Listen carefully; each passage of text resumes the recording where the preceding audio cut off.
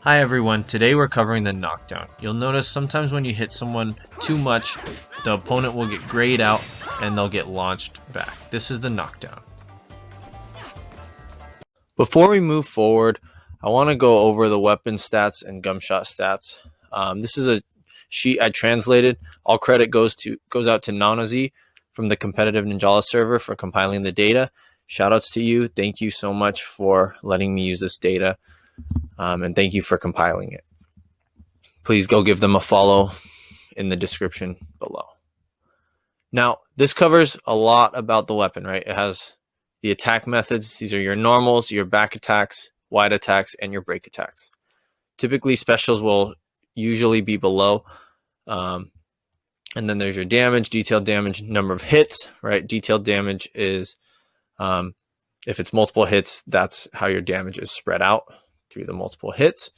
Ninjutsu shortening, which is kind of how your weapon, how much the attack reduces by seconds, your ninjutsu gauge, and the knockdown and reaction. So these two are really key to understanding. Knockdown is going to be very crucial in what we're going to talk about, and then also the reaction is going to be key as well. So first, we have a base knockdown. Every character has a base knockdown of 20. Okay, so it takes 20 combined value to knock someone away, basically to launch them, right? That launch animation where they're grayed out, we're going to refer to that as a knockdown.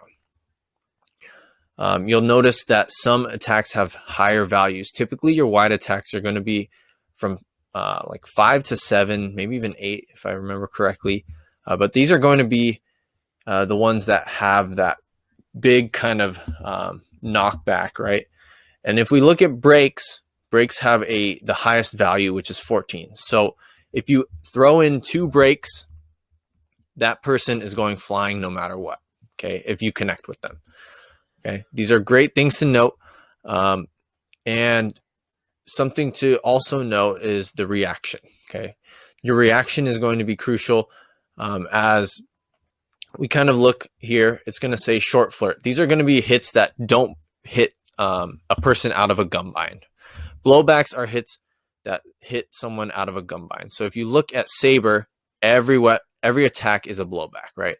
It's very accurate to what it does, okay? So just so you guys understand that, this is the kind of base knowledge I want you guys to start with before we move forward. You'll also notice there's Gumshoot info on the other side.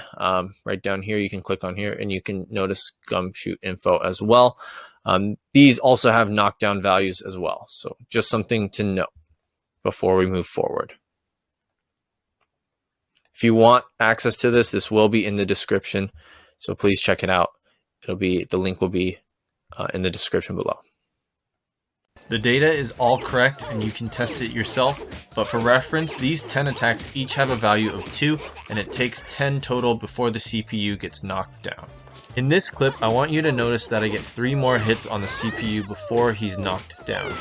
It's important to look at the values as some hits have no knockdown value, so please refer to the Google Drive sheet. Katana's 4th normal is shown here, but it actually has no knockdown value, allowing me to get a total of 13 hits in these clips. Referring to the document, we know that wide attack has a knockdown value of 7, so it takes 3 wides to launch. By understanding knockdowns, I'm able to deal the most damage by utilizing a wide attack as the last attack before my enemy launches. It's important for you to know that anything with a knockdown value can launch. Order doesn't matter. When I say anything with a knockdown value can launch, I mean anything. Even a Gumshoot can launch an opponent and ruin your combo.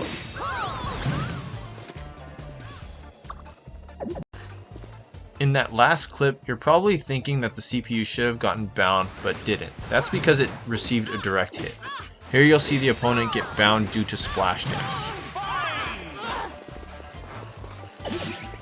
This time, I'm going to do the same thing with the direct hit, and we'll get a different result.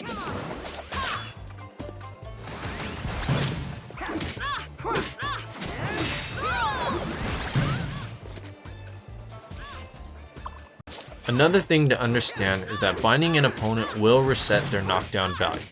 Here I go for a bunch of hits to increase their knockdown damage, then bind. You'll notice it gets reset. I then go from 0 to 20 for the launch again.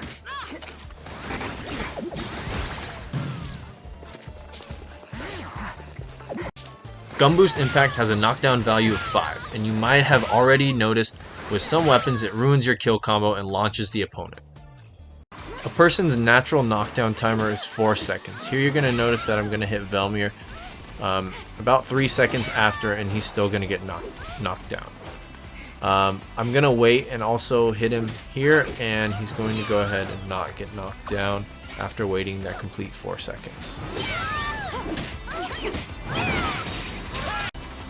Here you'll notice that Velmir uses his recovery jump, but doesn't reset his total knockdown value as he's still launched. So jumps and recovery jumps don't really do anything to reset this. Reactions are very important, and if you look on the sheet, you'll notice there are two things, the short flirt and the blowback. Wide attacks are always going to be a blowback, unless it's like a hammer. Blowback hits will always hit your opponents out of your gun bind, so it's important to understand that when you're comboing, you might want to throw this on at the end instead of the beginning.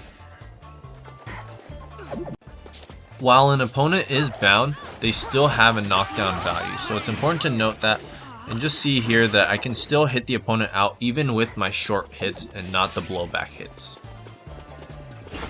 I'll do it again here for you, and I want you guys to notice that the CPU is indeed getting launched by the short little stun and not a blowback attack, resulting in the actual knockdown launch. One last thing to note is that knockdown damage doesn't get reset as the opponent jumps out of the gun bind, so they can still be launched, and as you'll see here.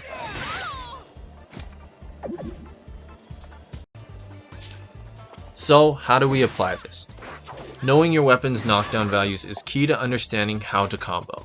Here, as I yo-yo loop twice, the opponent is already launched. So maybe I don't want to start with this unless I know I can bind them after the first loop to reset the knockdown value. Knowing when to convert into a gun bind is going to be essential to optimizing your combos as well.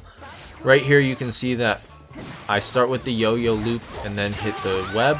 That way the opponent doesn't get knocked out later. Integrating break attacks into your combos that include gun binds is a great option to further punish your opponents and optimize your combos against parries. I strongly advise against including 2 break attacks in the same combo unless you're able to hit a gun bind. Because they have a value of 14, it'll automatically send them away. Having a couple variations won't hurt, especially as you'll be able to mix up their parries and limit their escapes.